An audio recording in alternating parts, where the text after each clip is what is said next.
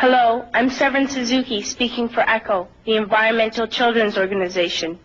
We're a group of 12 and 13-year-olds trying to make a difference. Vanessa Seti, Morgan Geisler, Michelle Quigg, and me. We've raised all the money to come here ourselves, to come 5,000 miles to tell you adults you must change your ways. Coming up here today, I have no hidden agenda. I am fighting for my future. Losing my future is not like losing an election or a few points on the stock market.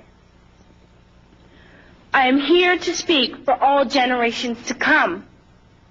I am here to speak on behalf of the starving children around the world whose cries go unheard. I am here to speak for the countless animals dying across this planet because they have nowhere left to go.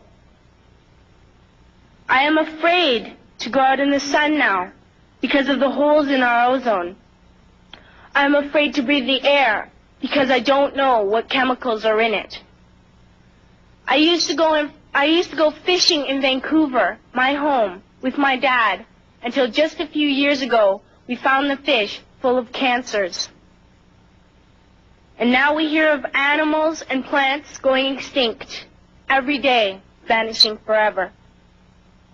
In my life, I have dreamt of seeing the great herds of wild animals, jungles and rainforests full of birds and butterflies.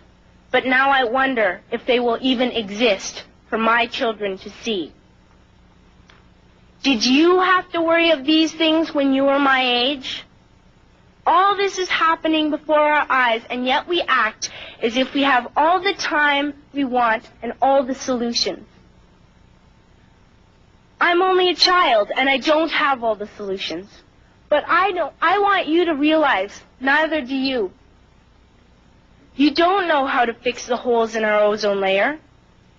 You don't know how to bring the salmon back up in a dead stream.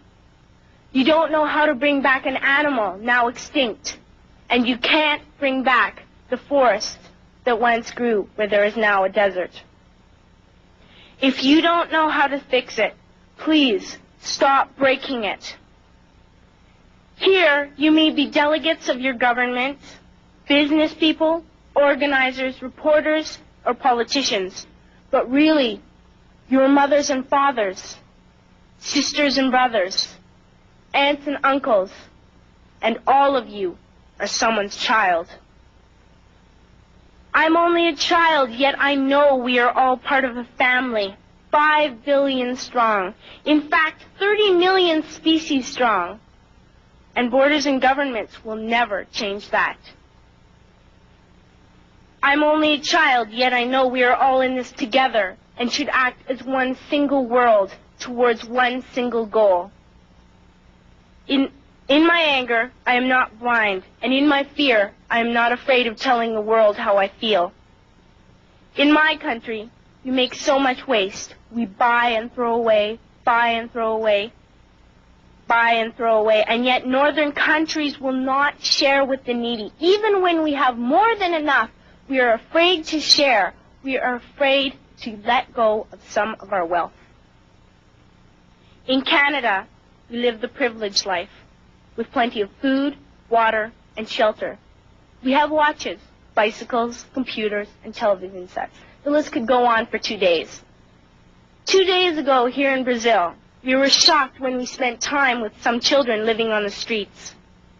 This is what one child told us. I wish I was rich. And if I were, I would give all the street children food, clothes, medicines, shelter, and love and affection. If a child on the streets who has nothing is willing to share, why are we who have everything still so greedy? I can't stop thinking that these are children my own age, that it makes a tremendous difference where you are born. That I could be one of those children living in the favelas of Rio. I could be a child starving in Somalia, or a victim of war in the Middle East, or a beggar in India. I am only a child, yet I know if all the money spent on war was spent on finding environmental answers, ending poverty, and finding treaties, what a wonderful place this earth would be. At school, even in kindergarten, you teach us how to behave in the world. You teach us not to fight with others, to work things out, to respect others, to clean up our mess, not to hurt other creatures, to share, not be greedy. Then why do you go out and do the things you tell us not to do? Do not forget why you are attending these conferences, who you're doing this for. We are your own children. You are deciding what kind of a world we are growing up in. Parents should be able to comfort their children by saying, everything's going to be all right. It's not the end of the world, and we're doing the best we can. But I don't think you can say that to us anymore. Are we even on your list of priorities? My dad always says, you are what you do, not what you say. Well, what you do makes me cry at night.